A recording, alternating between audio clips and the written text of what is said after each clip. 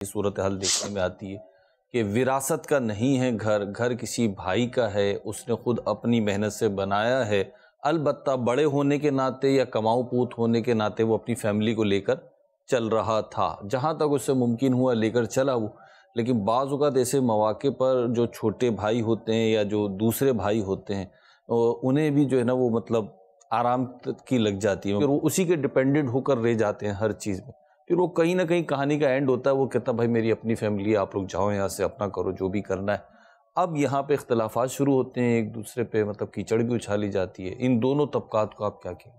اصل میں پلاننگ نہیں کرتے ہم اپنی، بعض اوقات والد صاحب بھی بالکل پلاننگ نہیں کرتے جی، جو بڑے بیٹے ہیں وہ آہستہ آہستہ آہستہ آہستہ کیپچر کر رہے ہوتے ہیں والد کی چیزیں، اور بالکل آنکھ لگا کر بیٹھ جاتے ہیں کہ یہ ہم نہیں لینی ہے۔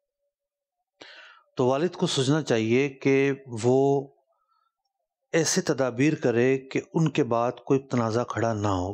ٹھیک، بچے ہیں تو بچوں میں دیکھیں ہر جگہ ایک سچویشن نہیں ہوتی، جی، بعض اوقات یہ ہوتا ہے کہ دو بڑے ہیں باقی چھوٹے ہیں۔ بہت سارے اچھے گھرانوں میں تو یہ ہوتا ہے کہ بڑے چھوٹوں کو لے کر آگے بڑھتے ہیں، پڑھائی مکمل کرواتے ہیں، پاؤں پہ کھڑا کرتے ہیں۔ تو پھر چھوٹوں کو بھی سوچنا چاہیے کہ اب ہماری جو لائف ہے وہ تھوڑا الگ ہے، ہم تھوڑا لیٹ آئے ہیں دنیا میں، ہماری اسٹرگل زیادہ ہے، ان کو تو جو نا وہ پہلے سے ایک لائن مل گئی۔ تو یوں ہر آدمی کی قسمت، اس کی لائف، اس کا پس منظر سب الگ الگ ہوتے ہیں۔ دوسروں کے مال سے جو امیر بننا چاہتا ہے نا وہ ساری عمر فقیر رہتا ہے۔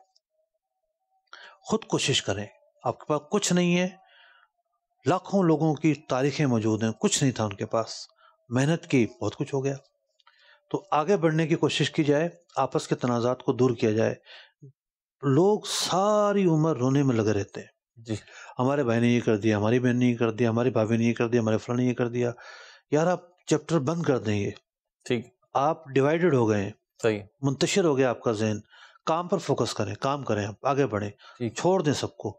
ہماری ناکامی کی ایک وجہ یہ بھی ہوتی ہے کہ ہماری کہانیاں ہی ختم نہیں ہوتی، لکیریں پیٹتے رہتے ہیں۔ لکیر پڑتے رہتے ہیں۔